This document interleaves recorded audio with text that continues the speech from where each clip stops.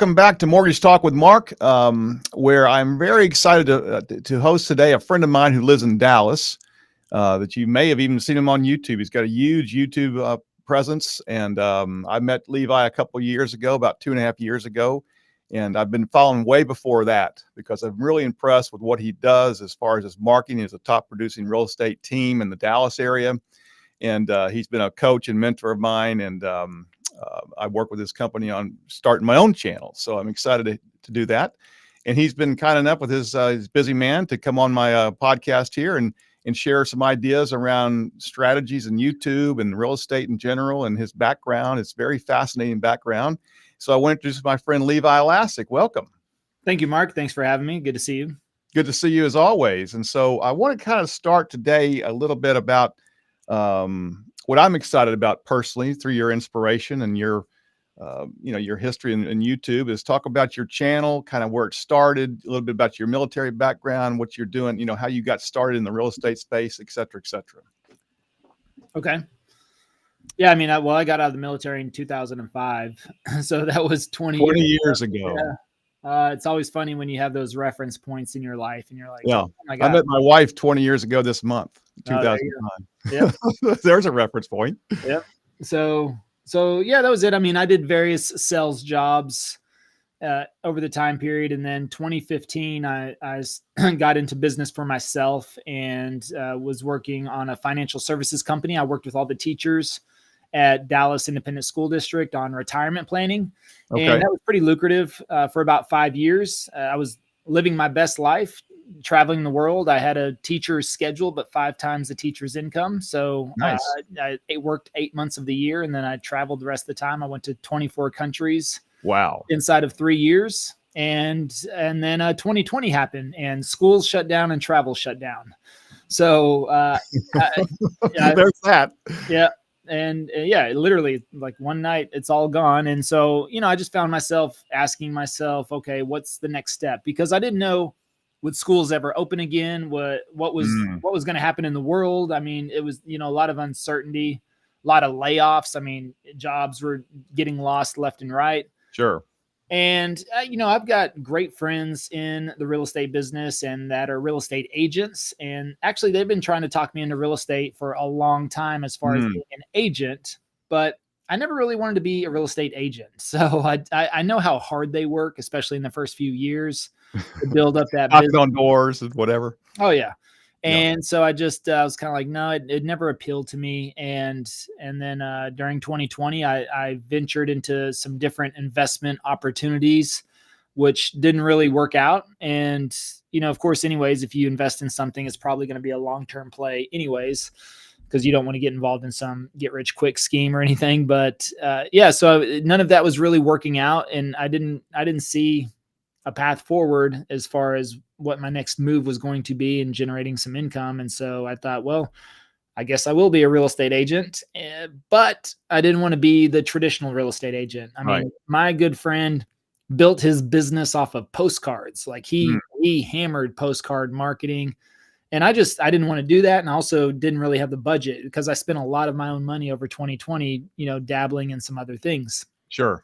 So I just decided, well, I'm going to figure out a different way. And I figured that was probably going to be through social media, even though at that point I was anti-social media. I was always proud of the fact that I was a face-to-face, person-to-person type of salesperson. I mean, that's how I did all my business over the last 20 years. I mean, I grew up in high school without social media or a cell phone. Sure. So thank God, by the way. And I'm 20 years your senior, so believe me, I understand. Yeah. Yeah. So, I mean, I just realized, okay, now it's time. I got to move into social, but which platform? I didn't want to make the mistake of trying to open up every single social platform because I think you end up putting 20% effort across 5 different platforms. Yep. So I just decided I want to choose one, go all in on that one platform and see if I can make that work. But then like, which one? So of course, I looked at TikTok, Instagram, Facebook. Those were the 3 front runners at the time. But I just didn't really feel like they fit my personality. I didn't really want to be a dancing real estate agent on TikTok. And, Instagram was just I think where models go to do real estate, so, Yeah. so I was like, well, that's not me either. And so I was like, all right, well, let me look at this YouTube thing, because that was the last choice. And then nobody was really talking about it. Right. But then I thought, man, there's a real gap in the market, because this was 2020. Right. And there was really nobody on YouTube as far as in the real estate space, especially, doing community tours or anything like that. So I thought this could be interesting. Now, I did find 2 channels at the time that were, talking about some Dallas real estate things, and they had a good little following. But I looked at their channels and I thought, where are the gaps with their channels? How many times are they publishing? What are they not talking about? What could I emphasize even better? Mm-hmm. And so I thought, you know what, maybe YouTube is where it's at. And then I was reading in this one book, because I was doing research on the platform, and one little line said, YouTube's not a social platform, it's a search engine. Yeah. And I thought, wow, that's pretty cool, because I'm kind of anti-social media, but I could see myself. Excuse me. Yeah. Excuse me. It's owned by Google too, so it makes sense as a search engine, Exactly. Yeah. And so I just said, all right, well, let me, I think this is where I see a path, because I didn't know how to be a good real estate agent, but I've lived in Dallas for 20 years. And so I knew how to be a resident of Dallas. I knew how to be a homeowner in Dallas. I knew all the neighborhoods and the communities in Dallas. And so I thought, all right, well, let me see if I can tour people around Dallas. And this was even right before the mass migration happened. So, I started making those videos, and it really was perfect timing at that time as well.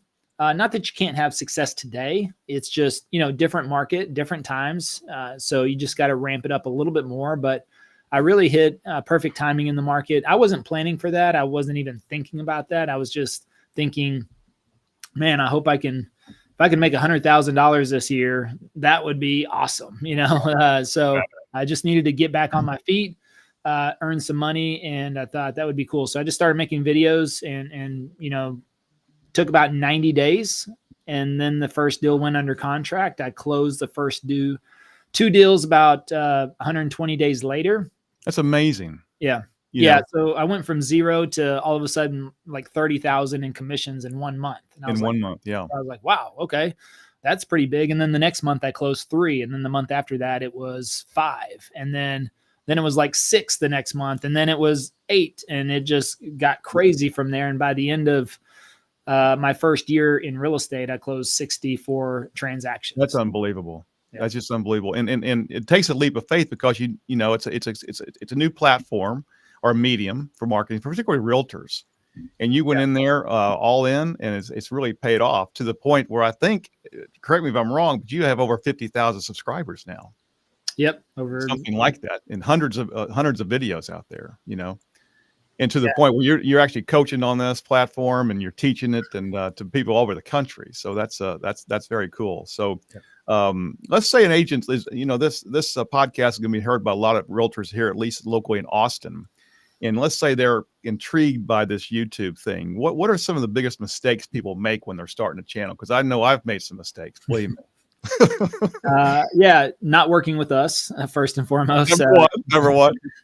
Yeah, I mean, I think some people tell you just got to post videos, and I think that's admirable, but it's not smart. And you don't want to just post. These platforms are very powerful. There's a rhyme and a reason to them. There's back ends that make these engines run, and so you need a plan in place. I mean, you need to understand the platform. Now, it took me a couple of months. I spent about 2 months researching the platform and really building out a business plan. I think that's what really helped my success was, even though I was going into it kind of blind, I didn't really start blind, because I spent 2 months researching. And I read about 10 YouTube marketing books. I watched probably 500 YouTube videos, and I read some blogs. I searched on Google. I just did a lot of research to actually figure out like how often should I publish? When should I publish? What type of content should I make? Branding, calls to actions, all of that type of things. And so I started with the picture in place, a business plan in place. So by month 2 or 3, I wasn't I was really just asking myself, will this work? I wasn't questioning myself on, well, what video should I do next? Or when should I publish? Or, it was just like, all right, here, I'm going to follow this plan.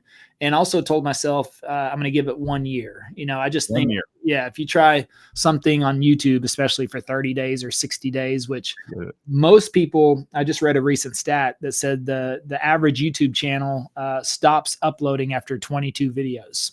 Okay. So were you doing 1 or 2 a week at that point when you started, or were you doing? I started with 3. Yeah. 3 so you're really all in. Yeah. Well, I had time on my side. So, and I had no business and no clients. So I just figured, why not? I figured if I just published a video every other day, pretty much. Well, and that's what I looked at. I looked at the market, and like I said, there was only 2 channels, and I think they were doing YouTube about 50% of their potential, but also I realized they were publishing once a week. So right there, if they let's say they've been on the channel, let's say they've been on YouTube for a year and they've got 52 videos up. If I start publishing 1 video a week, I mean, I will never catch them. I will never surpass them in uploads. But if I do 2 videos a week, guess what? I could catch them probably within 2/3, or probably mostly halfway through the year, a full year. I could maybe catch them. But if I do 3 videos a week, I will catch them way faster. Dominate. Yeah. And then I'll blow past them. So that was it. It was death by volume, which is kind of always been my philosophy. Like in sales, anytime I got into a new sales position, I always shot to number 1, no matter the industry or the product, even with no previous experience, just because I was willing to out prospect everyone. So work hard. I just knew the more repetitions I get, the faster I get better. Yeah. So, if I prospect more than somebody, I'm going to get more conversations, and that's going to lead to more rejection, but it's also going to lead to more deals. And every rejection, I would learn how to craft my message even better. So here, like if I do 3 videos a week, I mean, I can condense 3 years of doing 1 video a week into 1 year. Right. Literally. Right. So, not just getting better at video, but learning more about video, but also speeding up the process of more people to see my video. So I was very aggressive in the beginning. And again, that's because, I had time on my side. I didn't have a business. I didn't have clients. So if you do have a business right now, I mean, maybe you do start out at 1 video a week, but at the same time, I'm assuming you might be earning a full-time income already. And now also, I've learned so much over the last 5 years on YouTube that if I help somebody start with 1 video a week, there's ways that they could probably even grow faster than I did starting with 3. So let's speak to that for a minute, because you talked about the back end of YouTube and how the algorithms work, or the science behind it, or whatever you want to call it. How has that shifted over the last 5 years or changed? How are you improving your presence, or, getting more engagement? I mean, better packaging, better thumbnails, better titles. And so you get a lot better on wording your titles. I mean, thumbnails just get better with design, and, you can, which means also other creators on YouTube get better with their design. And we look a lot outside of real estate for thumbnail inspiration and titles and things like that. So if something worked really well on a different channel and got 1 million views, it's like, okay, can we recreate that thumbnail or kind of that format just in a real estate sense? But also it's really changed. Where, I mean, it's not really based off of subscribers anymore. 5 years ago, if you subscribed to a channel and you opened up YouTube, it would pretty much be your subscriptions. It would be like a subscription feed. Now it's all recommendation, and it's based off of what YouTube believes you will actually watch. So, if subscribers are not as big now, I think they still matter, and they're still a great vanity metric. Like they make you feel good when you get your first 1,000, and then 5,000 and 10,000. Sure. And clearly, all the speakers at events always have a lot of subscribers. They never really say, hey, and here's Levi with 400 subscribers, So it'll definitely get you on some stages and some speaking events and things like that. But I mean, it's you got to make good videos, really good videos, because that's what YouTube's going to recommend. and they'll recommend your video to more people if they watch that video all the way through. So really packaging, thumbnails, titles, and then Mhm. good And content. that's what you coach on too with your Yeah, students, correct? of course. Yeah. On how to maximize their presence, and that's why I look forward to work with your group here shortly myself. But now you talked about kind of the perfect storm. 2020, COVID had hit in the spring of 2020. You've got your channel working, and then things really shifted quickly. A lot of movement around the country, and Dallas seemed to be a mecca for relocation. Yep. So you sort of focused on that, would you say? Absolutely. Yep. Yeah. And maybe new subdivisions. Dallas has exploded in the last, well, they've always done well, but it seems like they've really exploded the last 5 or 10 years. Yeah, new construction's going crazy here. The developments are going crazy, so that just makes it easier for content. And not that you need a lot of new construction communities or that in your area, but it makes it a little bit easier. But in 2024, I did a lot of new construction content, and I shifted because I started to see a little bit of a downturn on the channel, but also I was doing it because it was easy. I had a pretty hectic travel schedule, a lot of invitations for podcast and speaking events and things like that. So I was just back and forth. I mean, I think I averaged 2, maybe 3 conferences a month last year. Wow. So that's a lot of disruption. And so I found myself going to new construction communities because I could go in there, talk to the builder for 20 minutes, tour the community, tour the model home. It became easy.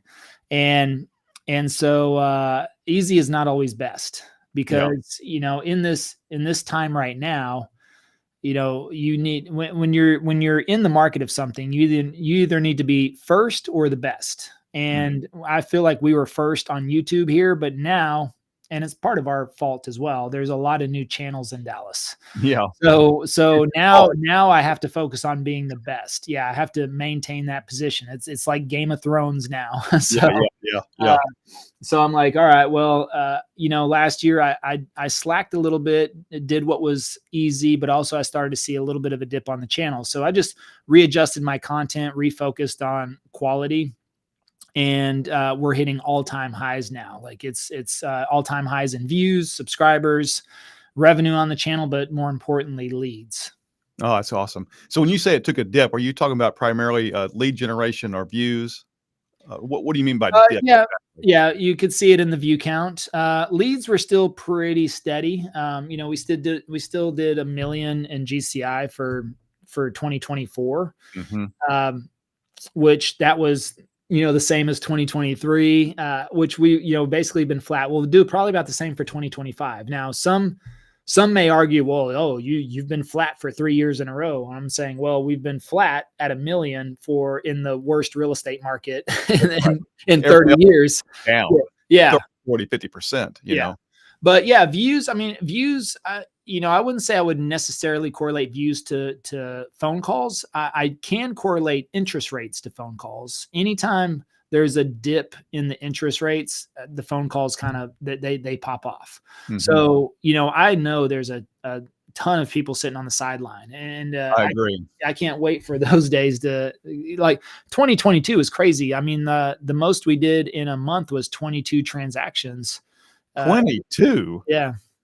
Golly. Yeah, and the peak of 2022, that's crazy.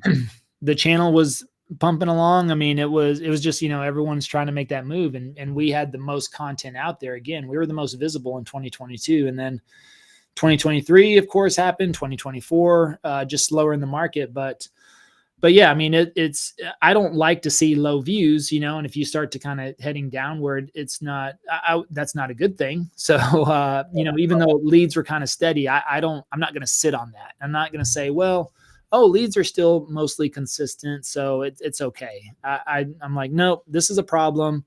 I can tell. Plus, a lot of people were really I'll say modeling what we were doing as well. So then you had a lot of people, a lot of copycats. Yeah, going into the same neighborhoods, and then sometimes they would beat me to the new neighborhood. So then it was like, oh, who's going to get there first? But our videos would typically always perform better regardless. So, I wasn't too concerned about that, but I was like, all right, now it's time for me to shift, and I'm going to set the stage again. I'm going to set the standard and do something different. And sure enough, it's been paying off with record high views. And That's awesome. yeah, I mean, even like last week, I think we got 12 to 14 leads, almost 2 leads a day, and half of those were seller leads. So it's really it's good, and you can't just relax. Right. Well, I know you don't relax. I mean, you work hard. I know. I watch you, man. Believe me. And so let's talk a little bit about the real estate market in general. You talked about interest rates, and I tend to agree with you. I think there's a lot of pent up demand, and I can feel that here in Austin, where I live. The market's been kind of quiet, a lot of inventory, not as much demand, but we're starting to see some people coming out of the woodwork a little bit. What's your prediction for your market? I feel like it's for 2026. I mean, I feel like we're just going to be steady Eddie. The only thing I'm really and I would just say flat. Maybe we'll be flat. I mean, unless the only thing I think that's going to throw a wrench in it is if the Trump administration wants to do something to fuel midterms. Because you got to think about midterms coming up next year, right? And economy is always a big part of that. There's a lot of complaining about housing affordability. Now, the problem is if they drop interest rates, I mean, house prices are going to, it'll probably be 2022 all over again. So I think they're really not doing themselves a favor on this pendulum. It's like, you talking about Trump administration? Well, I'm just talking about the government in general. I mean, 2022, we went to 2.5% interest rates, and then look at what happened. And, and then now 2023, it was 7.5% interest rates. I don't think we went lower than 7.5 the entire 2023 year. We were even up to 8 and 8.5. Yeah. So then you're just killing it the other way, and then 2024 is the same thing. It's just like it keeps going back from 7.5 to 6.5, 7. Mm-hmm. But home prices are not necessarily coming down. Mm-hmm. And especially in Dallas. I mean, we've seen a little bit of dip here and there, but it's also very hyper local. So we've got some very, very in demand areas. We've got corporate relocation still happening. We've got, a Universal Kids Resort is getting built here. Massive attractions and parks. And so all of that is creating these hospitals are going up, which I think that's a problem in America. That's a whole nother story, but we have these amazing, massive hospitals going up. And it's like, that's a problem, when there's that much money for hospitals and they have to be that big to house a bunch of sick people and crazy, so it's and I'm in that area, and I'm focusing on that area on purpose, so that's the other thing. If you live in a city like Dallas or where there's economic growth on one side of the city, you might want to consider shifting focus or creating content in that area. I mean, I get hammered on the channel a lot. They're like, you never talk about South Dallas. And I'm like, well, not much is happening down there, so good reason to. Yeah. Let's speak a little bit about that because we've only got a few minutes here, but you talk about hyper local real estate and Dallas Fort Worth is such a large area. And mm-hmm. you're kind of North Dallas, are you not? Prosper and Frisco and I don't know the whole area. Yeah. I mean, I've been in your office right there, so I know where you live. Yeah. So I focus on really 5 to 6 main suburbs. Yeah. Okay. And these are master plan communities. Well, they're. Are you talking about towns? Well, the suburbs. Yeah. So Frisco's like 250,000.